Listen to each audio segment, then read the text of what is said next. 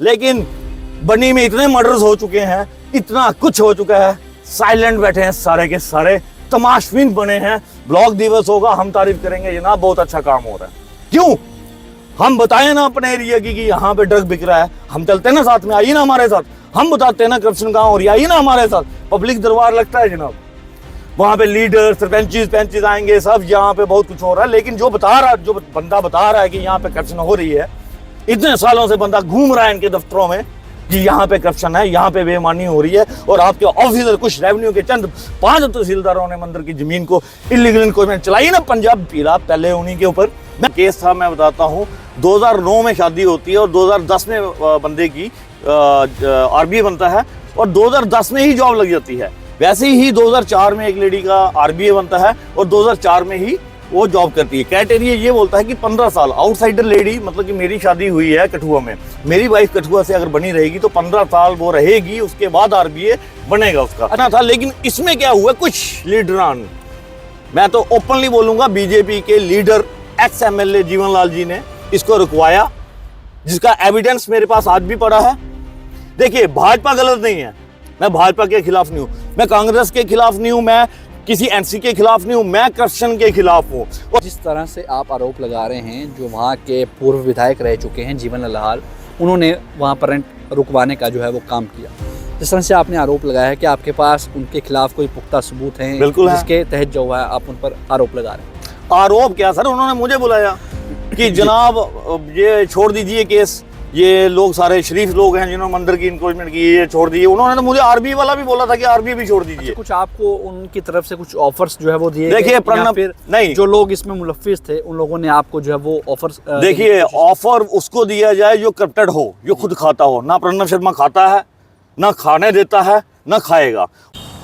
कल आपको हमने एक रूबरू करवाया था शख्सियत से जिनका नाम था साहिल अंडोत्रा, और उन्होंने बात की कठुआ शहर के मुद्दों को लेकर, चाहे बात की युवाओं के रोज़गार को लेकर या फिर बात की गई कठुआ शहर में लगातार बढ़ रही औद्योगिक इकाइयों को लेकर।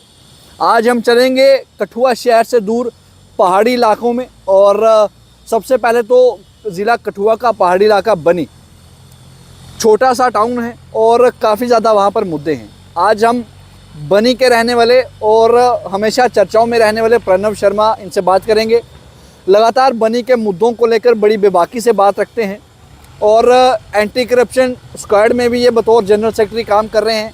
जितने भी करप्शन के केसेस हैं बनी में, वो इन्होंने पकड़े हैं और उन पर लगातार काम कर रहे हैं। आज इनसे बात करेंगे बनी में लगातार हो रही करप्शन को लेकर।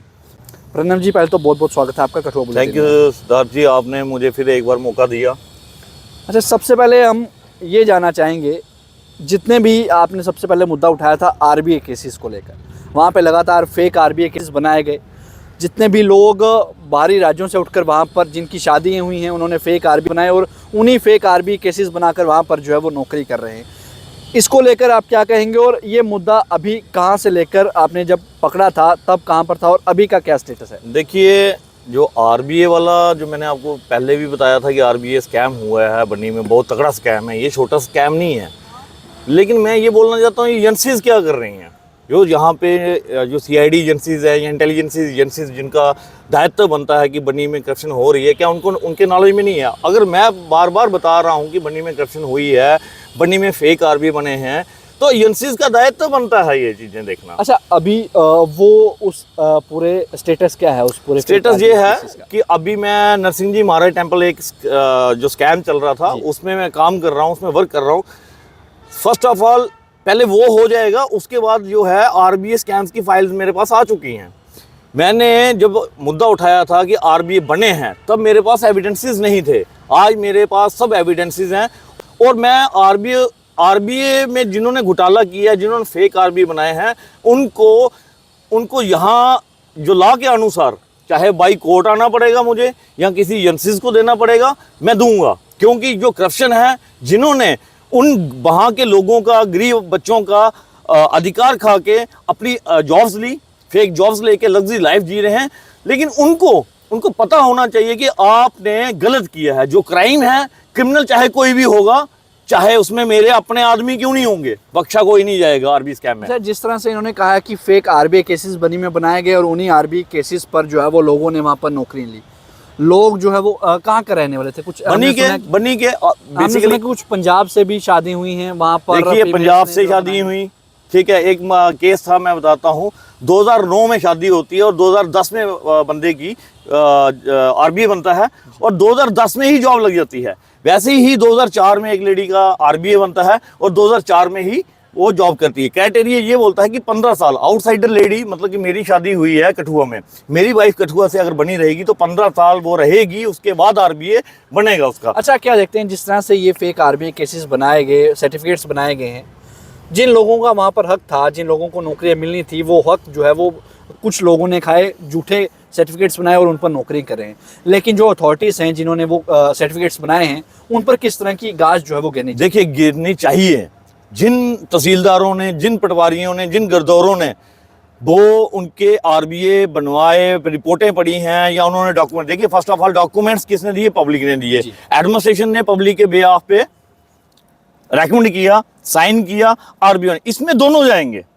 इसमें वो पटवारी भी जाएगा, वो तहसीलदार भी जाएगा और पब्लिक तो जाएगी जाएगी। अब पब्लिक के दिमाग में ये है कि हमने जी डॉक्यूमेंट्स दिए हैं और ये जो है तहसीलदार ने इशू किया है। भाई डॉक्यूमेंट्स ने तो आपने प्रोवाइड करके दिए ना, तहसीलदार को सपना नहीं पड़ना था। अब तहसीलदार की नेग्लिजेंसीज ये है कि उसने वेरिफिकेशन नहीं की, उसने वेरीफाई नहीं किया।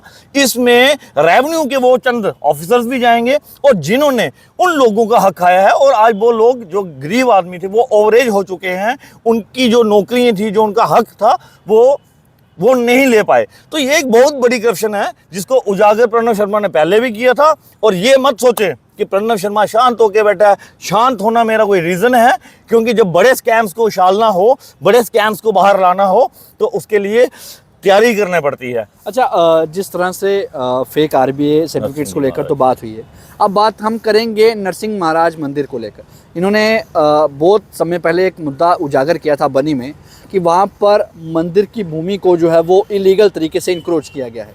हमने भी वहाँ से स्टोरीज़ की, हम भी बनी पहुँचे, हमने भी वहाँ पर जाकर देखा और ये पाया कि वहाँ पर 59 इलीगल इंक्रोचमेंट्स वहाँ पर हुई हैं, जिसको लेकर भी इन लोगों ने डीसी कठुआ के साथ मुलाकात की थी और कहा था या तो वो इंक्रोचमेंट्स हटाई जाए या फिर रेंट वहाँ पर लगाया जाए।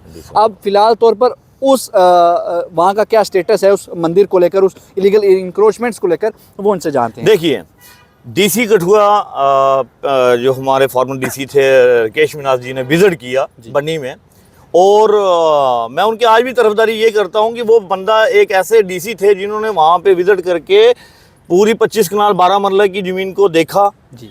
जाके उन्होंने फैसला लिया, पंडित को भी बुलाया, आम पब्लिक को भी बुलाया और एक फैसला लिया गया कि पंडित जो है, जो ज़मीन है मंदिर की, वो मंदिर को वापस दी जाएगी। 59 इलीगल इंक्रोचमेंट जो है पंडित के कहने पे हुई हैं, क्योंकि उसमें एक कमीशन की रिपोर्ट थी। मैं आज जो डीसी हमारे यहाँ पे शर्मा साहब बैठे हुए हैं, मैं उनके नोटिस में भी ये बात लाना चाहता हूँ।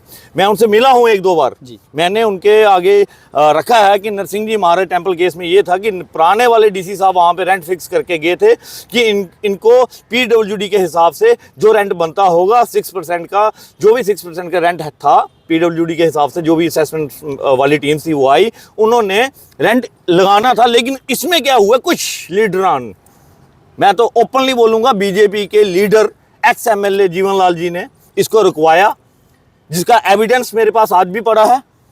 देखिए, भाजपा गलत नहीं है, मैं भाजपा के खिलाफ नहीं हूं, मैं कांग्रेस के खिलाफ नहीं हूं, मैं किसी एनसी के खिलाफ नहीं हूं, मैं करप्शन के खिलाफ हूं। और करप्शन को चाहे वो नेता रोकेगा। जिस तरह से आप आरोप लगा रहे हैं, जो वहाँ के पूर्व विधायक रह चुके हैं जीवनलाल हाल, उन्होंने वहाँ पर रेंट रुकवाने का जो है वो काम किया, जिस तरह से आपने आरोप लगाया है कि आपके पास उनके खिलाफ कोई पुख्ता सबूत हैं, बिल्कुल जिसके तहत जो है आप उन पर आरोप लगा रहे हैं। आरोप क्या सर, उन्होंने मुझे बुलाया कि जनाब ये छोड़ दीजिए केस, ये लोग सारे शरीफ लोग हैं जिन्होंने मंदिर की इंक्रोचमेंट की, ये छोड़ दिए। उन्होंने तो मुझे आरबी वाला भी बोला था कि आरबी भी छोड़ दीजिए। अच्छा, कुछ आपको उनकी तरफ से कुछ ऑफर्स जो है वो दिए? देखिए प्रणब, फिर नहीं, जो लोग इसमें मुलव्विस थे उन लोगों ने आपको जो है वो ऑफर्स? देखिए, ऑफर उसको दिया जाए जो करप्टेड हो, जो खुद खाता हो। ना प्रणब शर्मा खाता है, ना खाने देता है, ना खाएगा। और जो भी लीडर, चाहे वो जीवनलाल हो, चाहे कोई भी हो, करप्शन को रोकने का प्रयास करेंगे, मैं उनके खिलाफ भी खड़ा हूं। ये मत सोचें लीडर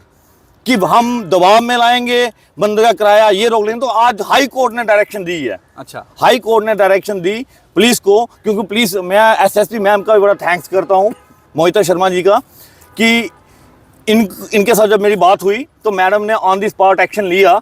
जो इन्वेस्टिगेशन थी, पेंडिंग इन्वेस्टिगेशन थी, कोर्ट से तरफ से पंडित ने वहाँ पे एफआईआर को, इन्वेस्टिगेशन को स्टे लगवाया हुआ था। पार्शली विकेट मेरे एडवोकेट्स ने करवाया। अब इन्वेस्टिगेशन कंप्लीट करना दायित्व था पुलिस का, लेकिन ऑर्डर जो पुलिस के पास आता है तो इन्वेस्टिगेशन फिर स्टार्ट हो चुकी है। और अब शायद मैंने सुनने में आया है कि जमानत करवा रहे हैं वो 54 लोग। देखिए, मैं लोगों के खिलाफ पहले भी नहीं था, आज भी नहीं हूं। जो लोग मंदिर की जमीन बेची किसने? पंडित ने। अधिकार नहीं है उसको बेचने का। पंडित को किसी भी टेंपल, यहाँ बन्नी की बात छोड़ के कहीं भी, कठुआ जम्मू के मंदिर हैं, टेंपल्स हैं, किसी भी पंडित को, वो he is a care taker, वो सिर्फ केयर टेकर है, टेंपल को देख सकता है, टेंपल की भूमि को देख सकता है, और वो रहने वाने के लिए एग्रीकल्चर लैंड दे सकता है, ना कि 59 प्रॉपर्टीज वहां पे खड़ी हुई हैं। वो क्राइम है, वो करप्शन हुई है। इसमें रिकॉर्ड भी, इसमें क्या हुआ, टेम्परिंग हो गए थे रिकॉर्ड में। इसमें चंद 4-5 तहसीलदार भी थे, जिन तहसीलदारों ने इलीगल गिरदौरी करवाई, इंक्रोचमेंट तो की, इलीगल गिरदौरीज भी हुई। मैं ये पूछना चाहता हूं सारे एडमिनिस्ट्रेटर्स को, चाहे वो बनी के हो या कठुआ के हो, कि इतनी बड़ी करप्शन चल रही है बनी में, शरेआम एक बंदा चिल्ला रहा है, करप्शन एविडेंसेस है, और क्या इतने कमजोर हो चुकी है एडमिनिस्ट्रेशन कि उसके ऊपर एक्शन नहीं ले सकते। माना जिस तरह से आप इन मुद्दों की बात कर रहे हैं, चाहे वो आरबी सर्टिफिकेट्स हों या फिर मंदिर की भूमि हो जिसको इंक्रोच किया गया है, वहाँ के जो भी विधायक हैं रामेश्वर, उनसे आपने बात की इस मसलों को लेकर? देखिए, रामेश्वर जी मेरे, देखिए वो नया लड़का आया है, जितना हो सकता है वो काम कर रहा है। मेरी उनसे भी बात हुई जी। जब मेरी उनसे बात हुई थी, उन्होंने बोला था, प्रणव या तो रेंट देना पड़ेगा इनको जी। मैंने इनको, उनसे जब मेरी बात होती तो उन्होंने बोला कि मैं इस पे कुछ करता हूं। अब मुझे देखिए ना यार सिद्धांत जी, मैं 13 साल से करप्शन पकड़ के बैठा हूं। पहले एक विधायक रोकता है, कितने विधायकों को बोलूंगा यार, इनको दिखाई नहीं दे रहा। जब ये बोर्ड लेते हैं, आज तक किसी भी विधायक ने, चाहे वो भाजपा का विधायक हो, कांग्रेस का विधायक हो, एनसी का विधायक हो, करप्शन के बारे में एक भी नहीं बोला। क्यों? इनको तो राजनीति करनी है ना, वोट बैंक। अब जो वहाँ के विधायक हैं, उन्होंने आपको क्या? रामेश्वर जी ने मुझे बोला है कि जो भी गलत होगा उसके ऊपर कार्रवाई होगी। अब मैं ये देख रहा हूँ कि देखिए, पहले तो मुझे किसी पे भरोसा नहीं है जी।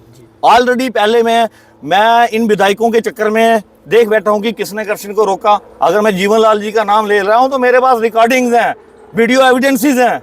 अगर वो वक्त आएगा तो मैं वो भी शो कर सकता हूं, लेकिन मैं किसी के साथ पर्सनल नहीं हूं। उन्होंने मंदिर का किराया रुकवाया, चाहे हायर अथॉरिटी से रुकवाया, भाजपा के किसी बड़े लीडर ने डीसी साहब को फोन किया, उसकी वजह से वो पेंडिंग हो चुका था। अब मैं न्यूली डीसी साहब के पास गया हूं, मैंने इनके आगे बात रखी है, और मैं ये देखना चाहता हूं कि ये, इन्होंने भी मुझे आश्वासन दिया है कि मैं इस स्टेटस को मैं जो आपने मुझे इनके जो केस दिखाया है उस पर मैं पहले देखूंगा, उसके बाद मैं डिसाइड करूँ। और मुझे बिलीव है बनी के एसडीएम साहब बहुत अच्छे हैं, तहसीलदार साहब बहुत अच्छे हैं, और हमारे डीसी शर्मा साहब भी बहुत अच्छे हैं। देखिए, अब न्यूली डीसी साहब आए हैं, सुनने में ये है कि ये करप्शन बर्दाश्त नहीं करते, गलत चीजें ये बर्दाश्त नहीं करते, जो लीगल होगा ये लीगल तरीके से ही चलेंगे।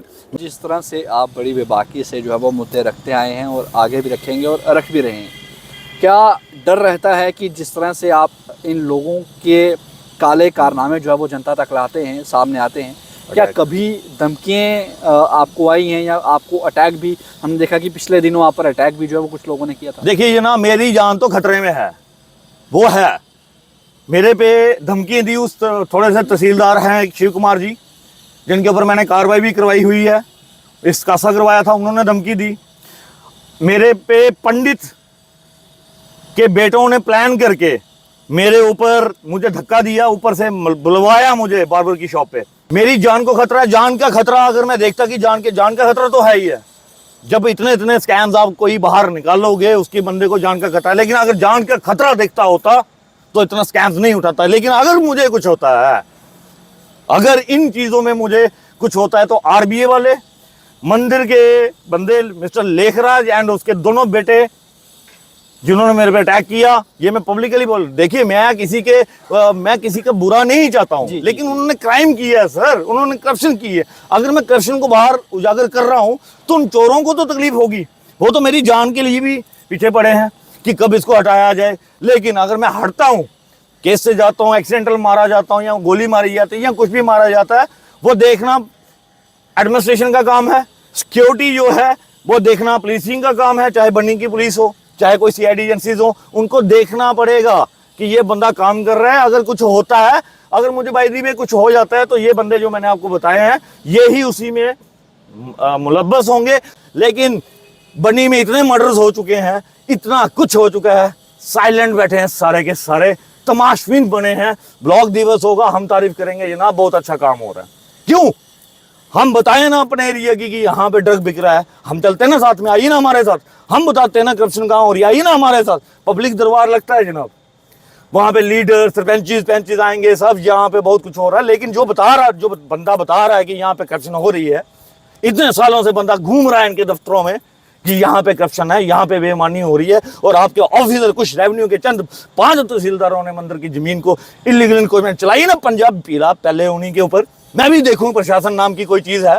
तो चलिए, बहुत बहुत शुक्रिया, इन्होंने हमसे बात की। और जो मुद्दे थे बनी के, से इन्होंने बात किया है कि वहाँ पर फेक आरबी सर्टिफिकेट्स बनाए गए हैं, मंदिर को जो है मंदिर की भूमि को इलीगल तरीके से इंक्रोच किया गया है। ख़ासतौर पर इनको उम्मीद है डीसी कठुआ राजेश शर्मा जी से कि वो वहाँ पर पहुँचेंगे, विज़िट करेंगे और जो बनती कार्रवाई है वो करेंगे। फ़िलहाल तौर पर यहाँ रेंट की बात हो, रेंट लगाया जाए या फिर उन इंक्रोचमेंट्स को हटाया जाए, वो डीसी साहब खुद वहाँ पर विज़िट करेंगे। जितनी भी इलीगल इंक्रोचमेंट्स हैं उनको जो है वो हटाया जाएगा, या फिर अगर बात है रेंट की तो रेंट लगाया जाएगा। साथ ही साथ इन्होंने बेसिक वहाँ पर चीज़ों की डिमांड की है, बेसिक नीड्स की डिमांड की है। बस स्टैंड होना चाहिए, वॉशरूम्स वहाँ पर प्रॉपर होने चाहिए, और साथ ही साथ वहाँ पर टॉयलेट की इन्होंने कहा कि बहुत ज़्यादा कमी है। उम्मीद है वहाँ पर टॉयलेट कॉम्प्लेक्स बनाए जाएँ। और अगर आपके भी कोई जनता से जुड़े मुद्दे हैं या अगर आप अपनी बात रखना चाहते हैं तो आप सीधा हमसे जो है वो संपर्क कर सकते हैं। तो इस तरह जुड़े रहिए कठुआ बुलेटिन के साथ।